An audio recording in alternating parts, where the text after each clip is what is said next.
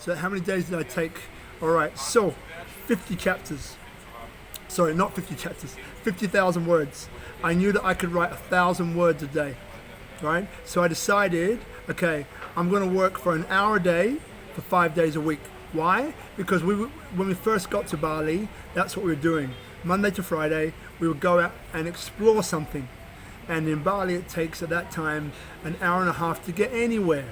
So with this, there's something that you have to sacrifice. There's something you have to give up, right? So some time, either you get up 1 hour earlier, or you go to bed 1 hour later, or you give up something. So I was prepared. I said, you know what? This time in the car, in general, I was sleeping, right? So I thought, you know what? If I convert that time from sleeping to writing my book, that's my hour. And five days a week, 50,000 words, I knew it would take me 10 weeks, right?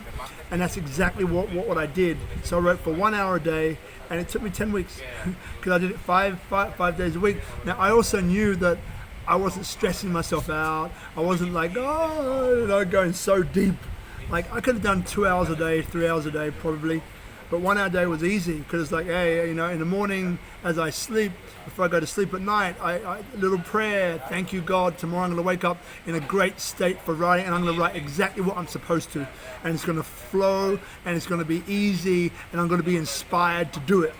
That was me going to bed.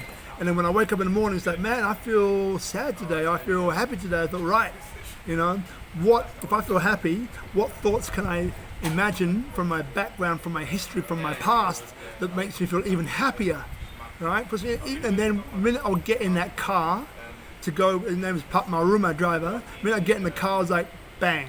As soon as I sat in that seat, boom, I was on. That was my cue, I was on, right? If it was sad, I woke up sad, it's like, what other story can I tell myself that's really sad, right?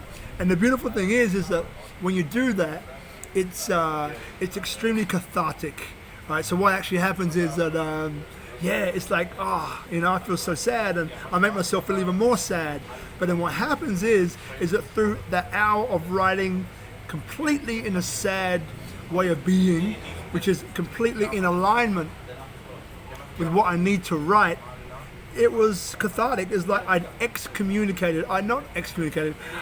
brought to the surface that thing that was making me sad, expressed it to the universe. So it's no longer in the dark, it's in the light. And the energy that it took for me to suppress it or to keep it held down, right? It's like these helium-filled balloons, each one taking energy for me to hold down. The minute I let them all go to that writing process, it was beautiful, because then all the energy that was holding them down is now the energy that comes right back to me. And I would feel, so after the session, I feel like, woo, I just feel on fire, and that's the beauty about writing, not sequentially in terms of chapters 1 to whatever, but writing in the sequence of whichever emotion you wake up with. And writing, remember, not editing as you write, no way, just writing. And the first part might be a little bit woohoo, like not so great, whatever, but you just keep writing. It's amazing. So in the morning, if you need some help, you go to it, you say, okay, this is the chapter I'm going to write, which is a happy chapter or whatever it might be. These are my 2 points that I'm making, or 3 points, and these are the 1 or 2 stories. And okay, I got it. And your mind is already programmed. You primed your brain, so now it's ready to go. It's like, okay, I'm ready. Let's do this. And you get all inspired. And you're like, and you write.